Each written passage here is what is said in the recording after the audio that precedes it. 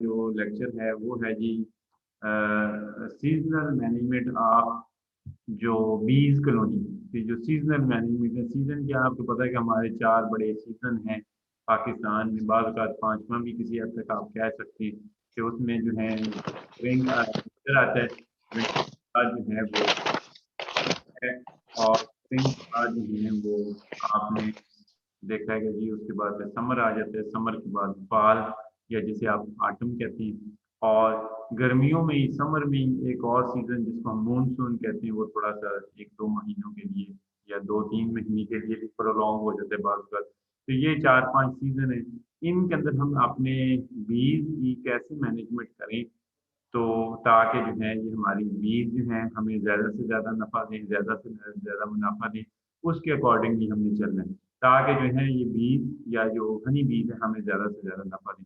उनमें से सबसे पहला जो आपने काम करना है कि एक रिकॉर्ड कीपिंग करनी है। रिकॉर्ड कीपिंग का क्या मतलब है कि जब भी आप हनी बी का एक बिजनेस करने जा रहे हैं, तो डेफिनेटली रिकॉर्ड कीपिंग एक बहुत इंपॉर्टेंट स्टेप है। चाहे आप वो उसे नफ़े के लिए कर रहे हो इस काम को, या एज ए हॉबी कर रहे हो, तो आप डेफिनेटली उससे चाहेंगे कि आपकी प्रोडक्शन मैक्सिमम आए, आपको ज़्यादा से ज़्यादा प्रोडक्ट्स मिले, और आपकी बीज जो हैं वो हैप्पी रहें, खुश रहें, ज़्यादा से ज़्यादा रहें, तादाद उनकी बढ़े, और मेरा बिजनेस बढ़ता जाए। कोई भी बंदा ये नहीं चाहता कि मेरा बिजनेस ये कम हो जाए। तो उसके लिए आपको एक डायरी जो है, वो डायरी जो है वो दो तरीके से कर सकते हैं। एक तरीका तो ये है कि आप हर बॉक्स के साथ एक वाटर प्रूफ किस्म का कंटेनर बनाएं, और उस कंटेनर के अंदर एक डायरी रखें, हर डब्बे की सेपरेट डायरी हो, ताकि मिक्स ना हो कि जी ये जो है, या ये है कि आपके पास एक बड़ा रजिस्टर हो, उसके ऊपर आपने कॉलोनी नंबर वन, ऊपर डब्बों के ऊपर नंबर लिखे हुए हैं, number one, number two, number three. तो इस तरीके से आपने अरेंज किया, और रजिस्टर में ऐसे ही नंबर वन का क्या हिसाब है, दूसरे का, तीसरे का, उसमें आप लिख लें। ये आप जो सा आपके लिए फिजिबल तरीका हो वो आप बना सकते हैं। हाँ, अगर सेपरेट डायरी रखें तो वो एक ज़्यादा अच्छी तरीके है, मगर अगर सेपरेट डायरी आप मेंटेन नहीं कर सकते, तो कम से कम एक रजिस्टर मेंटेन कर लें, जिसमें मैंने कहा कि हर डब्बे का एक सेपरेट जो है अकाउंट हो, मीन कि सेपरेटली उसके बारे में लिखा गया हो। उसमें से आपने क्या चीज़ डायरी में क्या चीज़ें मेंशन करनी, उसमें से सबसे पहले कि date the colony was establish, कि ये कॉलोनी कब एस्टैब्लिश की गई, ठीक है। और फिर डेट ऑफ इंस्पेक्शन क्या है, कि जब जब आपने उसको इंस्पेक्ट किया, अब 15 दिन बाद, 20 दिन बाद, महीने बाद, जब भी इसको चेक करते हैं, तो वो डेट ऑफ इंस्पेक्शन जो है वो लाजमी होनी चाहिए उस पर। आप इंस्पेक्शन चेक करेंगे, जब भी उसको ऑब्जर्व करने जा रहे हैं, तो उसके मतलब जो है आपके पास कोई नॉलेज, कोई डेटा, कोई ना कोई चीज़ हो। डेट एट वाज री कि किस डेट को इसके अंदर नई क्वीन डाली गई। अब नई क्वीन का आपके पास डेटा मौजूद होना चाहिए, आपको पता हो कि पिछली दफ़ा मैंने 1 साल बाद, 2 साल बाद कब डाली थी, और ये जो क्वीन अभी मेरी मौजूद है, इसको कितना अरसा गुजर चुका है, यानी कि साल हो चुका है, 2 साल। क्योंकि क्वीन की लाइफ तो 4-5 साल तक होती है, वो रॉयल जेली खाती है, उसकी उम्र जो है वो 4-5 साल तक, 3 साल से लेके 4-5 साल तक की होती है। मगर एक क्वीन जो मैंने आपको बताया कि जो प्रोडक्टिव रहती है, ज्यादा अंडे देती है जब वो जवान होती है। आपको पता है कोई भी ऑर्गेनिज्म जब तक जवान होता है, तो वो अंडे बच्चे देने की उसकी सलाहियत जो है वो ज्यादा होती है। और इस दौरान क्या करती है कि जो क्वीन बीज है वो भी ज्यादा से ज्यादा अंडे देती है, ज्यादा से ज्यादा बच्चे पैदा होते हैं। मगर जब साल, 1.5 साल, मैक्सिमम 2 साल तक का पीरियड गुजर जाता है, तो फिर उसकी अंडे देने की जो सलाहियत है, कैपेबिलिटी है, वो कम होना शुरू हो जाती है। जैसे जैसे उसकी एज बढ़ती जाती है, उसकी एग लेइंग कैपेबिलिटी कम होती जाती है। जब कम होती जाती है, तो इस तरह की बीज जो है हमारे लिए प्रोडक्टिव नहीं है। क्यों? तो उससे क्वीन जो कॉलोनी की नंबर है वो तेजी से नहीं बढ़ रही, और हमें ऐसी चाहिए, ऐसी जो क्वीन चाहिए जो कि कॉलोनी की नंबर को, बीज की तादाद को तेजी से बढ़ाए, यानी कि ज्यादा से ज्यादा अंडे दे, ऐसी चाहिए। तो फिर हम क्या करते हैं कि जब देखते हैं कि क्वीन का रिप्रोडक्टिव पोटेंशियल कम हो गया है, तो हम क्या करते हैं कि नई क्वीन जो है उसकी जगह रिप्लेस कर देते हैं, ठीक है।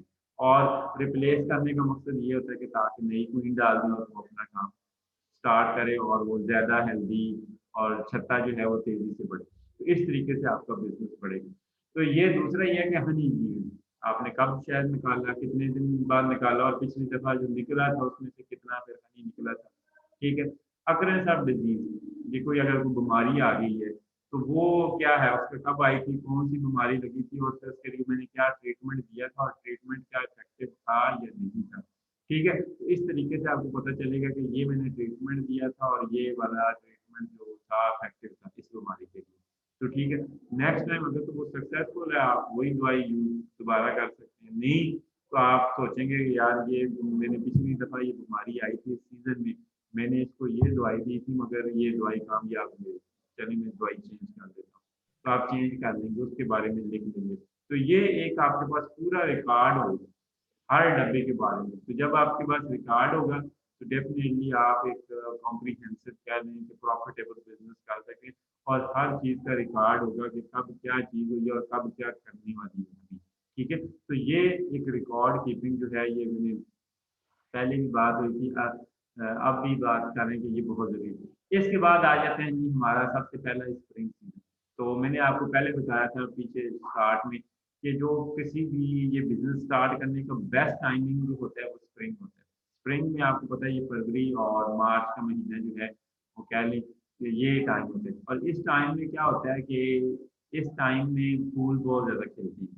ठीक है, और अगर आप मैनेज अच्छे तरीके से कर लें अपने डब्बों को तो आपकी कॉलोनियाँ डबल हो सकती हैं, यानी कि उनकी तादाद क्या है, डबल होती है, क्योंकि ये फेवरेबल सीजन होता है, टेम्परेचर मॉडरेट होता है, तो इस सीजन में क्वीन भी बहुत ज़्यादा क्या लें कि उसको खुराक खुली मिलती है और वो अंडे देती जाती है, और वर्कर्स को फील्ड में से फूल बड़े मिलते हैं, चाहे कहीं भी हो फूल मिलते हैं, तो फूल जब ज़्यादा मिलते हैं उनमें से पॉलन भी मिलता है, नेक्टर भी मिलता है, तो उन दिनों में शहद भी मैक्सिमम बनता है।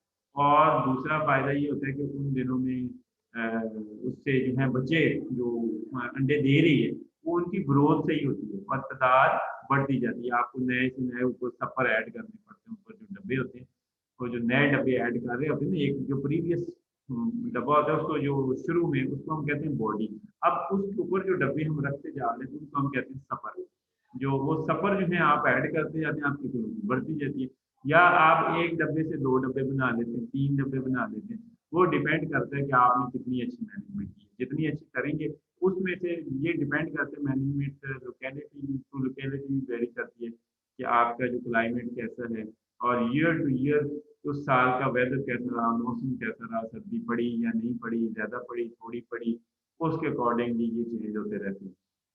और तीसरा जो है नेक्टर सोर्स के साथ कि जो नेक्टर सोर्स हैं वो कैसे हैं आपके पास, अगर अच्छे सोर्सेज हैं तो ज़्यादा अच्छा हनी पैदा होगा, ज़्यादा बचे।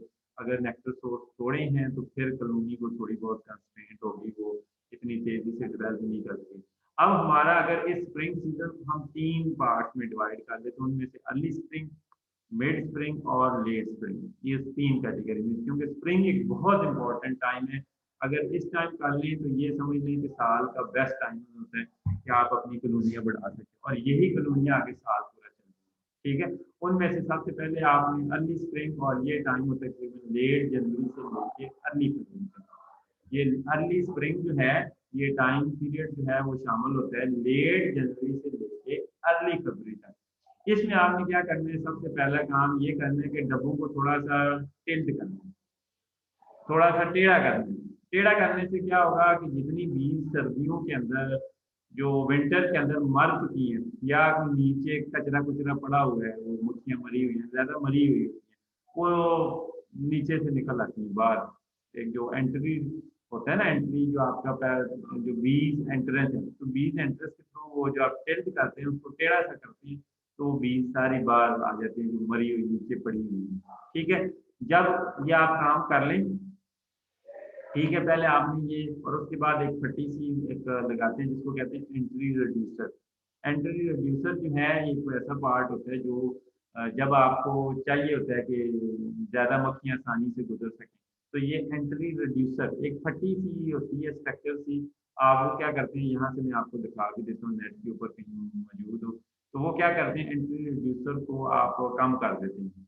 कम करने का मतलब ये होता है, एक सेकंड ये ना, मैं आपको एक तस्वीर दिखाता हूँ जिससे आपको आइडिया हो जाए। Entry reducer in bee hive, bee hive तस्वीर दिखा दूँ ताकि आपको आइडिया बेहतर हो जाएगा, ताकि इससे जो है एंट्री रिड्यूसर होता है ये एक ऐसा पार्ट होता है जो जो कि उसकी बीज की एंट्रेंस को शार्ट या नैरो डाउन कर देता है। ये आप गौर करें, एक सेकंड, ये नजर आ रहा है आपको? नहीं, एक सेकंड,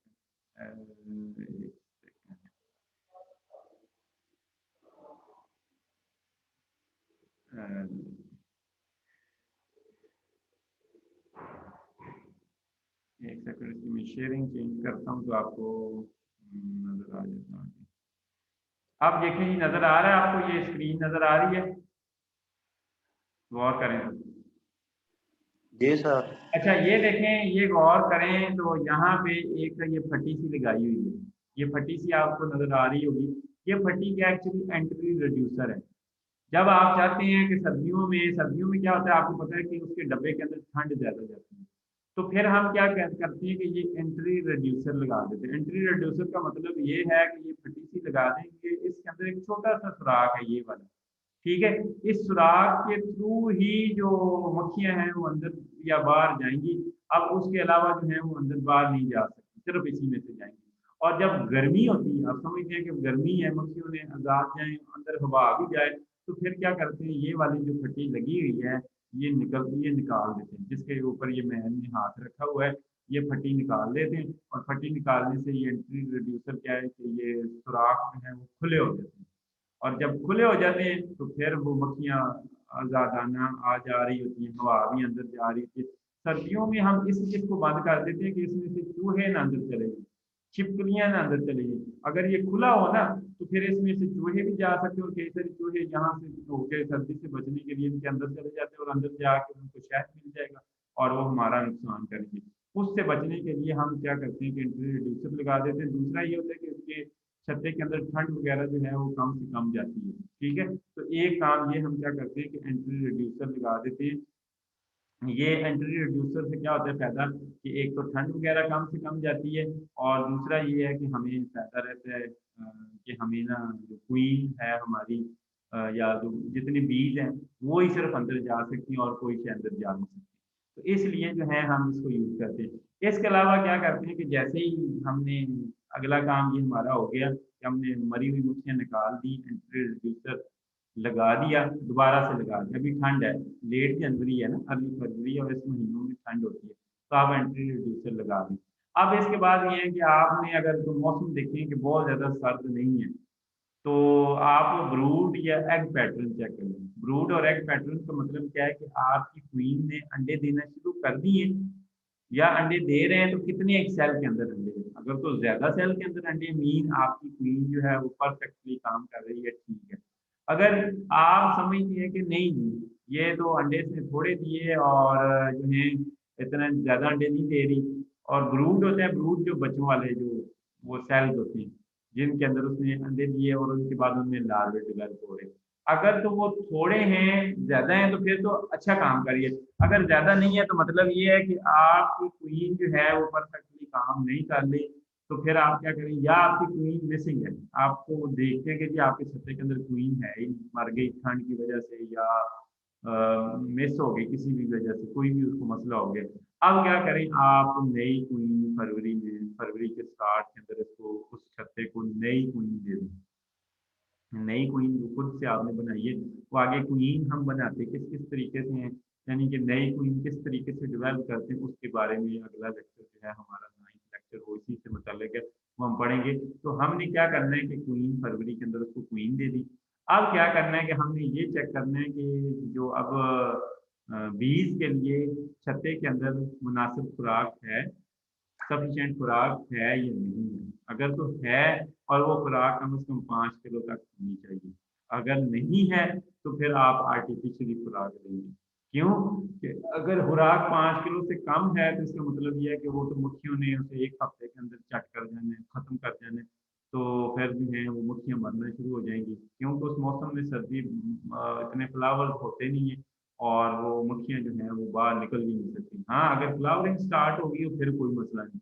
अगर फ्लावरिंग भी नहीं है, अर्ली जनवरी, लेट जनवरी है, और आपके छत्ते में शहद भी नहीं है, तो फिर आपको आर्टिफिशियली फीड कराना पड़ेगा, ये काम करना पड़ता है अर्ली स्प्रिंग। उसके बाद दूसरा पीरियड आता है मिड स्प्रिंग। मिड स्प्रिंग जब फरवरी में जाके the period of fruit Bloom, कि जब फ्रूट के लिए फूल लगना शुरू हो जाते हैं दरख्तों के ऊपर। कई सारे दरख्त होते हैं, उसमें मैंने कहा उन दिनों में बेरी होती है, और ये जो इसके अलावा जो है वो एप्रिकॉट, पीच होते हैं, ये कई सारे पौधे होते हैं, इनके ऊपर लगना शुरू हो जाती हैं। सरसों के फूल लगने शुरू हो जाते हैं। अगर तो उन दिनों में फूल लगना जैसे ही शुरू हो जाए, तो ये समझ लें कि आप मिड स्प्रिंग का पीरियड है। इसमें सबसे पहले आप अपनी क्वीन को चेक करें। अगर तो क्वीन है, परफेक्टली काम कर रही है, ठीक है। नहीं कर रहे तो क्वीन को बदला दें। नई क्वीन, ज्यादा पोटेंशियल वाली, ज्यादा अंडे देने वाली जवान क्वीन आप लेके आएं। और दूसरा ये करें कि आपने क्वीन में, वही मैंने चेक कर लिया कि आप उसका जो एग लीन पैटर्न चेक करते हैं, फ्रेम निकालेंगे और फ्रेम निकाल के आप सेल्स में नजर मारेंगे। अगर तो सेल्स के अंदर अंडे वगैरह मौजूद है, ज्यादा अंडे मौजूद हैं, लार्वे मौजूद है, मीन आपकी क्वीन से है। अगर आपको थोड़े थोड़े कहीं कहीं नजर अंडे नजर आते हैं या कहीं कहीं लार्वे नजर आते हैं, तो इसका मतलब ये है कि क्वीन आपको इमीडिएटली देनी है। इसके बाद क्या करना है कि आपने वो एंट्री रिड्यूसर, जो अभी मैंने आपको दिखाया तस्वीर में, वो एंट्री रिड्यूसर रिमूव कर लेना है। और रिमूव करके उसको फ्री एक्सेस कर दें, क्योंकि अब सर्दी खत्म हो गई है, काफी हद तक सर्दी फरवरी में जाके खत्म हो जाती है। और अब उसको फ्री एक्सेस मिलनी चाहिए कि बीज आजादाना अंदर जाएं और बाहर आएं, ठीक है, उनको परेशानी ना हो। ठीक है, तो आप बी रिड्यूसर जो है वो खत्म कर दें। मगर जैसे ही आप देखेंगे कि दिन गुजरेगा, फूल बढ़ते जाएंगे, ठीक है, तो अगर तो बीज बढ़ रही हैं, तादाद में ज्यादा हो रही है, तो फिर आप ऊपर सपर ऐड करेंगे। ठीक है, सपर ऐड करने का मतलब क्या है कि जो ऊपर एक और डब्बा ऐड कर दें जिसमें कुछ काली फ्रेम हो। ठीक है, और अगर नहीं है, मतलब आप समझ रहे हैं कि नहीं जी, ये तो बीज एक ही डब्बे के अंदर जो बॉटम बोर्ड है या बॉटम डब्बा है जिसको हमने बॉडी कहा हुआ है, उसके अंदर ही थोड़ी सी बीज है, तो नया डब्बा ऐड करने की जरूरत कोई नहीं है। बल्कि अगर नए डब्बे आपने ऐड किए हुए हैं ऊपर, उनको रिमूव कर दें। सिर्फ पहले नीचे एक डब्बा रखें जिसको, ताकि वो उसको फिल कर दें, उसके अंदर जितने फ्रेम है उसको क्वीन फिल कर दे, उनके अंदर बच्चे डेवलप हो जाए, और फिर आप कर लें। और दूसरा आपने ये ख्याल करना है कि आपके फ्रेम है, और कुछ फ्रेम्स के अंदर आपने देखा, आपको दिखाएंगे कि वो क्या होता है कि बच्चे डेवलप हो रहे होते हैं। ठीक है, और उन उन सेल्स को हम क्या कहते हैं, ब्रूड सेल। जिन सेल्स के अंदर बच्चे डेवलप हो रहे होते हैं, मीन अंडे होते हैं, और अंडों के बाद उनमें से लार्वे डेवलप होते हैं, उनके साथ अगर साथ वाले, अगर बिल्कुल एक एक छत्ता है ना जिसमें ब्रूड सेल है, और उसके बिल्कुल साथ वाला एक छत्ता है जिसमें हनी वो डाल रहे हैं, हनी डेवलप कर रहे हैं, तो अगर तो हनी वाला छत्ता ब्रूड वाले छत्ते के बिल्कुल साथ है, उस फ्रेम के बिल्कुल साथ है, तो उसको वहां से जो हनी वाला छत्ता है उसको उठा के थोड़ा साइड पे कर दें, ताकि वो जो छत्ता है, जो ब्रूड सेल वाला फ्रेम है, बिल्कुल उसके साथ हनी वाला फ्रेम ना पड़ा हो। क्योंकि ये ऐसा मौसम है कि इसमें फूल कसरत से अवेलेबल है। ठीक है, तो इसमें क्या करती हैं कि जो नर्स बीज होती हैं, नर्स बीज क्या होती हैं, नर्स बीज क्या होती हैं, जो बच्चों को पालती हैं, छत्ते के अंदर जो है वो बच्चों का ख्याल करती हैं, उनको हम क्या कहते हैं, नर्स बीज।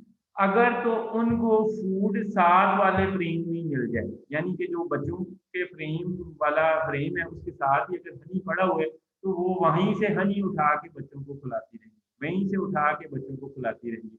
और अगर हनी हम उनसे दूर कर देंगे, तो फिर क्या करेंगी, वो फॉरेजर बीज को, वो जो नर्स बीज हैं, जो फॉरेजर बीज बार खुराक लेने जाती है, वो उनको मोटिवेट करेंगे कि भाई फूड हमारे पास कोई इतना ज़्यादा फूड नहीं है, हमें बड़ी परेशानी उठानी पड़ती है, फूड हम हमारे छत्ते में थोड़ा है, तो आप जाएं ज़्यादा से ज़्यादा फूड लेके। वो उनको इनकरेज करेंगे। और जो फॉरेजर बीज हैं या फील्ड बीज हैं, वो फील्ड में जाएंगी और ज़्यादा से ज़्यादा नेक्टर, ज़्यादा से ज़्यादा पोलन लेके आती जाएंगी। ठीक है, और वो जो आपका फ्रेम के अंदर जो आपका हनी पड़ा है, वो अगर साइड पे कर देंगे वो सेफ हो जाएगा। अब उसको जो है नर्स बीज उस हनी को यूज नहीं करेंगी, बल्कि क्या करेंगी कि वो जो बाहर से पॉलन आ रहा है, नेक्टर आ रहा है, उसको यूज करेंगी। इसलिए आपने ये कोशिश करनी है कि इस सीजन में, जब फूलों का सीजन हो, आपने ये काम करना है कि जिन छत्तों के अंदर हनी बीज बढ़ रही हैं, जो बीज है ना, जो हनी बी मेकर बीज हैं, वो उस फ्रेम को बच्चों वाले फ्रेम के साथ नहीं रखना, थोड़ा साइड पे करके रखना, यानी कि एक छत्ता छोड़ के अगले दिन अगले अगले उसको चेंज कर दें। जो खाली छत्ता है ना, खाली छत्ता है, उसको बच्चों वाले फ्रेम के साथ रख दें। उससे क्या होगा कि वो जल्दी नर्स बीज की हेल्प करने के लिए वो जो फील्ड बीज हैं, फॉरेजर बीज हैं, वो जो उनके साथ वाला छत्ता है उसको हनी से भर देंगे। ठीक है, तो इस तरीके से वो हनी ज़्यादा से ज़्यादा डेवलप होगा और आपकी प्रोडक्शन जो है वो ज़्यादा से ज़्यादा होगी। ये एक बात का ख्याल करना है। और दूसरा होता है लेट स्प्रिंग। लेट स्प्रिंग होता है end of fruit bloom to beginning of main nectar flow. ठीक है, कि अब जो है मेन फूलों का जो सीजन खत्म हो रहा है और अब मेन नेक्टर फ्लो जो है ज़्यादा से ज़्यादा नेक्टर फ्लो जो है वो ऐड होता जाएगा। अब आपने क्या करना है कि एक तो इस सीजन में सबसे पहले आपने स्वार्मिंग का ख्याल रखना कि यहाँ पे किसी छत्ते के अंदर स्वार्मिंग क्यों, कि इसी सीजन के अंदर, पिछले सीजन के अंदर जो है जब बीज जो है वो क्या करती है कि ज़्यादा से ज़्यादा खुराक जोड़ती है। अब क्या करती है, क्वीन ज़्यादा से ज़्यादा अंडे देती है, ज़्यादा से ज़्यादा बच्चे बनते हैं और बीज की नंबर बढ़ती जाती है। जब बीज की नंबर बढ़ती है और उसमें से बाद का जो है क्वीन भी डेवलप कर लेते हैं वो queen। जब क्वीन डेवलप कर लेते हैं तो उसके नतीजे में क्या होता है कि बाद का एक छत्ते में एक से ज़्यादा क्वीन हो जाती है। और जो पुरानी क्वीन होती है, जो ओल्ड क्वीन होती है, वो क्या करती है कि वो अपने कुछ खामियों को लेके उस डब्बे से उड़ के साथ ही दरख्त पे जा बैठती है। ठीक है, और उस प्रोसेस को हम क्या कहते हैं, स्वार्मिंग। यानी कि मेन अपना घर छोड़ के घर के बाहर जाके बैठ गया, धरना दे दिया। वो 2-3 दिन तक समझ लें कि धरना देती हैं और उनका मकसद ये होता है कि जी अब हमने इस घर में नहीं रहना। ये हमारी वो जो कहते हैं ना, औरतें जिस तरह होती है कि जी एक नई आप बीवी ले आए, कोई से फॉर एग्जाम्पल एक बंदा है, उसने पहले भी उसकी शादी है, एक नई बीवी आ गई। अब वो पुरानी वाली कहती है जी मैंने नहीं रहना घर इसमें, अब ये ही रहे, जो नई आई है ये रह ले, मैंने नहीं रहना। अब क्या करना पड़ेगा आपको कि सेम उसी तरीके से क्या करती है कि नई क्वीन की मौजूदगी में जो पुरानी वाली क्वीन होती है जिसकी एग कैपेबिलिटी कम हो गई है, वो अपने कुछ खामियों को लेके बाहर जाके किसी दरख्त पे, किसी ग्रास पे, किसी टहनी पे, किसी झाड़ी पे जाके बैठ जाती है। और उनका मकसद ये होता है कि हमें घर दो, घर नहीं देना तो फिर हम अपना कोई परमानेंट घर खुद ही ढूंढ लेंगे। तो वो 2-3 दिन तक बैठती है और उसी 2-3 दिन में उनके जो स्काउट्स होते हैं वो जाके बाहर नया परमानेंट घर ढूंढते हैं। और अगर आप उनको 2-3 दिनों में पकड़ के किसी डब्बे में शिफ्ट कर दें, वो जो सवार उड़ के गया है, ठीक है, तो वो जो है आपका मसला हल हो जाएगा और उनका मसला भी हल हो जाएगा। उनको नया घर चाहिए था, नया घर मिल जाएगा। तो उसके लिए क्या करें, आपके पास खाली डब्बा, खाली इक्विपमेंट, खाली फ्रेम पड़े हुए हों कि जैसे ही ऐसा कोई स्वार्मिंग हो, उसको पकड़ के वो जो खाली डब्बा आपने तैयार रखा हुआ है कि ये स्वार्मिंग होगी, उसको नए डब्बे में नई कॉलोनी में शिफ्ट कर दें।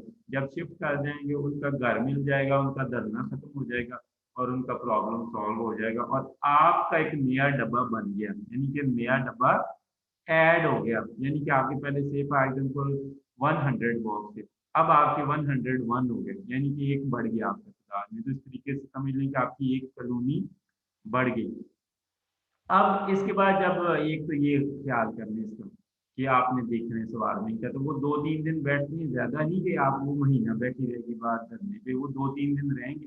उसके बाद वो अपना परमानेंट घर किसी दरख्त के ऊपर, किसी बाग में कहीं ना कहीं ढूंढ लेगी, वो फिर खुद ही उड़ के चली जाएगी। और अगर आप पकड़ के उसको घर दे दें तो फिर उनका मसला वैसे ही हल हो जाएगा, आपकी कॉलोनी ऐड हो जाएगी। इसी तरीके से है कि अब मेन नेक्टर फ्लो होने शुरू होने वाला है। नेक्टर फ्लो होने का मतलब शुरू है कि ज़्यादा से ज़्यादा शहद ऐड होगा, ज़्यादा से ज़्यादा नेक्टर बाहर से आएगा। और वो नेक्टर जो है वो अब क्या करना है कि आपने दोबारा से अपने छत्ते के बॉडी, जो बॉडी है ना, हाइट बॉडी है, जो निचला सबसे बेसिक वाला डब्बा होता है, उसके अंदर आपने अपने फ्रेम को रीअरेंज करना है। और अगर आप समझें कि नहीं जी अब बीज ज़्यादा हो गई हैं और ये इस डब्बे के अंदर पूरी नहीं आ रही, तो आप ऊपर एक और डब्बा ऐड कर दें जिसको हम सफ़र कहते हैं। वो सुपर जो है वो ऐड कर दें। सुपर ऐड करने से क्या होगा कि उनके लिए उनको ज़्यादा फ्रेम मिल जाएंगे और वो क्वीन जो है, जो छत्ता में जगह खत्म होगी अंडे देने की, बच्चे देने की, वो ज़्यादा से ज़्यादा अंडे देगी। और वो जो ऊपर फ्रेम, नए फ्रेम आपने ऐड किए हैं सुपर के अंदर, तो वो भी उनको भी वो भरना शुरू कर देंगे। तो इस तरीके से आपका शहद ज़्यादा से ज़्यादा फ्रेम में पैदा होगा, ज़्यादा से ज़्यादा बच्चे भी पैदा होंगे और ज़्यादा से ज़्यादा क्या है, कि उनके अंदर जो है वो जो है शहद ज्यादा होता है। क्यों कि अब पहले बीज थोड़ी थी, अब बीज ज्यादा हो गई हैं, तादाद में ज्यादा हो गई है, नंबर में ज्यादा हो गई। और ज्यादा नंबर में जब वर्कर होंगे तो ज्यादा काम करेंगे, ज्यादा शहद पैदा करेंगे। तो आप अगर समझते जाएं जैसे जैसे आपकी क्वीन जो कॉलोनी बढ़ती जा रही है, आप ऊपर सफर ऐड करते हैं, समझ लें। सफर ऐड करने का मतलब यह है कि आप नए फ्रेम दे रहे हैं और उनमें नए वो ज्यादा से ज्यादा वो हनी वो बढ़ती जाएंगी। इसके बाद आता है फॉल मैनेजमेंट। फॉल मैनेजमेंट क्या होता है कि जो आटम के अंदर आप करते हैं, आटम के अंदर क्या करते हैं कि अब आपने छत्ते की तैयारी करानी है फॉल विंटर के, सर्दियों के लिए आपने छत्ते की तैयारी करानी है कि अगर सर्दियां आए तो उस वक्त जो है दो तीन चीजें, सर्दियों में दो तीन चीजें मेन रिक्वायरमेंट होती हैं कि एक तो काफी सारी हेल्दी बीज हो छत्ते के अंदर। दूसरी ये कि abundant supplies of food store, यानी कि ज्यादा से ज्यादा हनी उसके अंदर स्टोर हो। और तीसरा ये है कि कोल्ड और सर्दी से वो बचे रहे, ज्यादा से ज्यादा डिस्टर्बेंस से। ये सर्दियों के अंदर तीन मेन रिक्वायरमेंट होगी। अगर ज्यादा बीज होंगी, ज्यादा खुराक होगी, और सर्दियों में कम से कम उनको डिस्टर्ब करेंगे, यानी कि उनके छत्ते को कम से कम हम खोलेंगे, कम से कम उनको डिस्टर्ब करेंगे, तो बीज ज्यादा उम्मीद है कि सर्दियां आसानी से गुजार जाएंगी। और अगर हम आप देखते हैं कि छत्ते के अंदर बीज भी कम है, खुराक भी नहीं है, आपने स्प्रिंग के सीजन में जना आटम के सीजन में मौसम खजा में जाके आपने सारा शहद निकाल लिया बीच में से, और अब उनके पास बेचारियों के पास शहद भी नहीं है और उनकी तादाद भी थोड़ी है। और दूसरा बार बार आप डब्बा खोल रहे हैं सर्दियों में, जब आप देखें ना बार बार घर का या कमरे का दरवाजा खोले, आपको कितना बुरा लगता है कि यार ये बार बार मेरे कमरे का दरवाजा खोल रहा है और सर्दी मेरे कमरे में आती है, मैंने अंदर हीटर लगाया हुआ है, ये बार बार दरवाजा खोल के चला जाता है, जिससे सर्दी आती है और हीटर काम ही नहीं करता। तो ये बड़ी परेशानी होती है। इसलिए क्या करना है कि आपने खजान के सीजन में एक तो उनका जो शहद जोड़ा हुआ है वो शहद को निकालना नहीं है, ठीक है। दूसरा ये है कि आपने उनके डब्बे को कोशिश करनी है कि कम से कम डिस्टर्ब करें, ठीक है। कम से कम डिस्टर्ब करने का मकसद ये है कि वो उनको सर्दी के अंदर कम से कम एंटर हो। क्योंकि वो क्या करती है कि सर्दी के महीनों में जहां जहां से भी कोई हवा आने के या ठंडी ठंडक आने के चांस होते हैं, उसको वो वैक्स के साथ बंद कर देती है। और अगर जब आप छत्ता खोलेंगे तो वो वैक्स टूट जाएगी, फिर से उन्हें प्रॉब्लम और दोबारा से उन्हें वैक्स लगाने में टाइम लगेगा। तब तक में भी सर्दी से कई सारे जो बीज है वो मर जाए, ठीक है। इसलिए जो है आपने उनको बचाने के लिए, फ्रीजिंग से बचाने के लिए आपने उनको कम से कम डिस्टर्ब करना है। इसके अलावा जो है जो हनी है वो हनी ना निकालें, क्योंकि वो सर्दियों के अंदर हीट जनरेट करने के लिए उनके पास एक बड़ा अच्छा सोर्स है। और अगर उनके शहद मौजूद होगा तो वो बीज जो है वो बची रहेंगे। अगर अगर समझें कि शहद नहीं है तो फिर आप उनको आर्टिफिशियली फूड दें, और जो है वो आपके पास जो है वो उनको आर्टिफिशियली फूड दे सकते हैं सर्दियों में कि वो फीड करती रहें ताकि वो मरे नहीं। अगर वो फीड करती रहेंगी तो वो बची रहेंगी, अगर फीड नहीं करेंगी तो वो मरना शुरू हो जाएंगी। तो कई सारे यहाँ पे इसमें जो काम बताए हैं जो आपको करने चाहिए फाल के अंदर, उसमें सबसे पहले कि आप चेक करें कि 12 पाउंड, 5 पाउंड से लेके 12 पाउंड तक बीज हैं या नहीं है, यानी कि कम से कम 5 से 12 फ्रेम एक कॉलोनी के अंदर। अगर 5 से 12 फ्रेम तक बीज है तो उम्मीद है कि कॉलोनी चल जाएगी। अगर आप समझते हैं कि कॉलोनी छोटी है, इससे थोड़े फ्रेम के ऊपर आपकी बीज हैं, तो आप क्या करें, दो जो कमजोर किस्म की कॉलोनी है ना जिनके अंदर थोड़े थोड़े फ्रेम में बीज है, उनको इकट्ठा कर दें। यानी कि दो डब्बों की क्वीन को इकट्ठा कर दें एक डब्बे में। यानी कि एक डब्बे में थोड़ी सी मक्खी है और दूसरी में भी थोड़ी सी मक्खी है और दोनों कमजोर सी कॉलोनी है। अब क्या करते हैं, सर्दी से बचने के लिए क्या करें कि आप उन दोनों को इकट्ठा करके एक डब्बा बना दें। जब एक डब्बा बनाएंगे तो वो ज्यादा चांस है कि वो मक्खियां जो हैं वो बच सकेंगी और वो टाइम गुजार लेंगी। दूसरा यह है कि आप कॉलोनी को फ्यूमाजिलन ट्रीटेड सिरप पिलाएं। अगर उनको ये नसीमा एक डिजीज है, इसकी बीमारी है, अगर आपके इलाके में ये नसीमा डिजीज है तो आपको फ्यूमाजिलन ट्रीटेड सिरप, आपकी सिरप जो है जो शीरा पानी के अंदर शुगर मिक्स है ना, यानी कि 1 लीटर पानी और 1 लीटर पानी में 1 किलो शुगर मिक्स करके, तो ये इसको हम कहते हैं शुगर सिरप। उस शुगर सिरप में फ्यूमिजिलेन, ये एक दवाई है, मेडिसिन है, ये मिलती है, ये आप मिक्स करके फीड कराएं। तो अगर उससे क्या होगा कि ये जो नसीमा डिजीज है, प्रोटोजोआ डिजीज है, इससे ये बचे रहेंगे। ठीक है। और अगर आप समझते हैं कि जो कॉलोनीज जो है, कॉलोनीज में आपने एक नीचे बॉडी है, एक जो मेन डब्बा है, और उसके ऊपर कई सारे सफर रखे हुए हैं और सफर खाली हैं, तो फिर आप क्या करें, ऊपर वाले सफर को रिमूव कर दें, और फिर आप क्या करें कि आप जो है उनको शुगर सिरप जो है वो फीड कराएं। अगर तो हनी मौजूद है तो ठीक है, वो हनी खाती रहेंगे। अगर हनी नहीं है तो फिर आपको जो है वो शुगर सिरप फीड कराना पड़ेगा। ये आप लेट सितंबर या अक्टूबर में ये काम करते हैं, आप देखते हैं, चेक करते हैं कि ये हनी है या नहीं है। क्योंकि ये वो टाइम है कि अभी सर्दी, एग्जैक्ट फुल सर्दी शुरू नहीं हुई, और सर्दी के लिए उनकी तैयारी करवानी है ताकि वो सर्दी का मौसम आसानी से गुजार सकें, कम से कम मरे। दूसरा ये है कि आपने ऐसे करें कि विंड ब्रेक या उनको ना किसी ओड़ में रख दें, किसी दीवार की ओर में, किसी विंड ब्रेक की ओर में, झाड़ियों की ओर में, या कहीं घने दरख्त हैं उनकी ओर में, ताकि इनको ठंडी हवा कम से कम लगे। कम से कम हवा लगेगी तो डेफिनेटली ये बचे रहेंगे। दूसरा ये करना है कि आपने रैपिंग नहीं करनी, जरूरी नहीं है कि आप बीज को रैप करेंगे, आप इनको धूप में रख दें। अगर आप चाहते हैं कि वो सर्दी से बची नहीं, तो आप उनको ओपन में रख दें, ओपन में धूप में ले जाकर अपने डब्बे रख दें।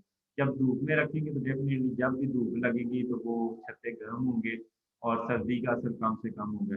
और पहली कोहरा पड़ने से पहले पहले आप समझते हैं ना कि अब कोहरा पड़ना शुरू होने वाला है, उससे पहले पहले आप एंट्री रिड्यूसर लगा दें।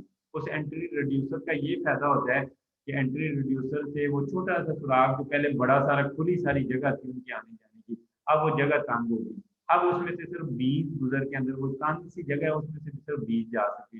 और ये जो कई सारे ऑर्गेनिज्म जो सर्दियों में छुप जाते हैं, जैसे चूहे, चमगादड़ी, छिपकलियां, ये उसके अंदर नहीं जा सकती। इसका ये फायदा होगा।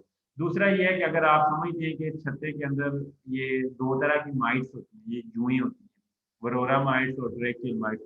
अगर इनका खतरा है तो फिर आप क्या करें कि यहाँ पे मेंथोल की ट्रीटमेंट करें। मेंथोल एक केमिकल मिलता है, और या अपिस्टन स्ट्रिप्स मिलती हैं, ये वरोरा माइट्स के लिए अपिस्टन स्ट्रिप्स मिलती हैं, और ट्रेकियल माइट के लिए जो है कह लें कि मेंथोल की ट्रीटमेंट करनी पड़ती है। ये मेंथोल एक केमिकल है जो आपको पता है, वो ट्यूब टूथब्रश में भी यूज करते हैं मुंह को ठंडक देने के लिए। और अगर वरोरा माइट्स हैं तो ये अपिस्टन स्ट्रिप्स हैं, ये केमिकल लगी हुई स्ट्रिप्स मिलती हैं, वो आप स्ट्रिप्स यूज करेंगे। उससे क्या होगा कि ये जो जुएं हैं इन मक्खियों के ऊपर अटैक नहीं कर सकेंगी। अब आ गई विंटर। विंटर है सर्दी का मौसम, तो इस सीजन में आप ये करें कि आप इनको ना, इनका एक तो धूप में रखें, और धूप में रखने के अलावा आपने इनका ख्याल करना है कि कोई जानवर, कोई तूफान या कोई हवा जो है इनके डब्बों को तंग ना कर सके। दूसरा ये है कि आपने गैर जरूरी तौर पे इन डब्बों को नहीं खोलना। यानी कि अगर जब खोलेंगे तो जो उन्होंने इंसुलेशन की हुई है अंदर, वैक्स की मदद से इंसुलेशन की हुई है, वो इंसुलेशन खत्म हो जाएगी, और आपकी मक्खियां सर्दी ज्यादा लगने की वजह से मरने के चांसेस जो है वो ज्यादा हैं। आपका छत्ते का टेम्परेचर गिर सकते हैं। तो जब इन्होंने इंसुलेशन की हुई थी तो आपको पता है कि जो लकड़ी है, लकड़ का जो डब्बा है वो इंसुलेटर है, उसमें से सर्दी नहीं गुजर सकती, और बीज के ऊपर कम से कम इफेक्ट होगा। अगर आप समझते हैं कि आपके डब्बों के अंदर क्रैक्स वगैरह हैं, तो उन क्रैक्स में जो कोई इंसुलेटिंग मटेरियल लगा के वो क्रैक्स को बंद करें, ताकि जो सर्दी जो अंदर जा रही है वो कम से कम जाए।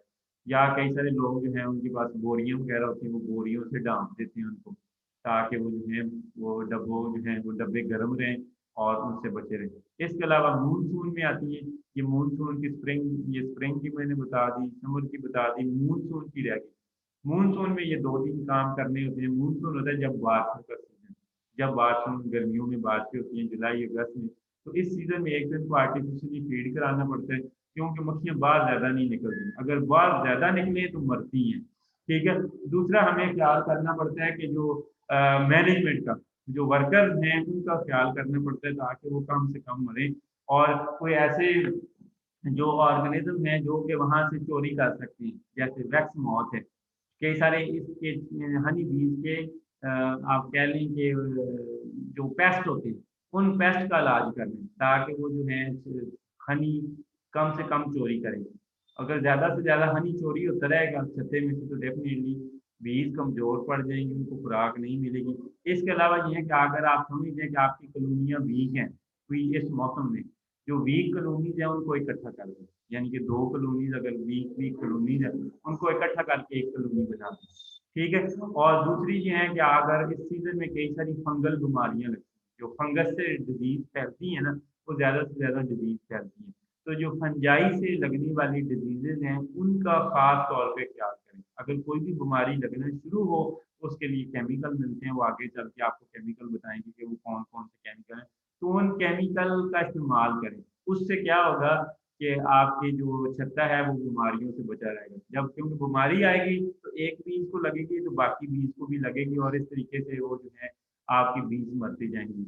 ये कुछ आपकी मैनेजमेंट है, जो आपने करनी है। इस तरीके से ये समर में लिखिए। समर का मतलब ये है कि इनको थर्मो-रेगुलेशंस में ख्याल करें कि इनको ठंडी जगह पे रखें, बागों के अंदर रखें, दरख्तों के छाँव में रखें, इनको शेड दें और प्रॉपर पानी का ख्याल रखें कि पानी की कमी ना आने पड़े। और दूसरा हनी एक्सट्रैक्ट करते रहें, निकालते रहें, कोई ऐसा इश्यू नहीं। और दूसरा ये है कि हनी कॉलोनीज़ की माइग्रेशन में वो कोशिश करें कि उस सीज़न में अवॉइड करें। अगर माइग्रेशन होगी तो बीज जो है वो स्ट्रेस के अंदर आएगी। बाकी ये मैनेजमेंट मैंने आपको बता दी ऑटम की, विंटर की और स्प्रिंग की। तो ये कुछ मैनेजमेंट है, अगर ये आप मैनेजमेंट अच्छे तरीके से कर लें, तो आपकी कॉलोनीज़ जो है वो डेफ़िनिटली हेल्दी रहेंगी, अच्छी रहेंगी, आपकी कॉलोनीज़ हैप्पी रहेंगी, बीज़ हैप्पी रहेंगी और उनको बीमारियाँ कम से कम लगेंगी और रिज़ल्टेंटली आपकी मक्खियाँ मरेंगी कम और आपका जो बेनिफिट्स होगा, मुनाफ़ा जो होगा वो आपको ज़्यादा से ज़्यादा मिलेगा। ये कुछ थोड़ी-सी चीज़ें हैं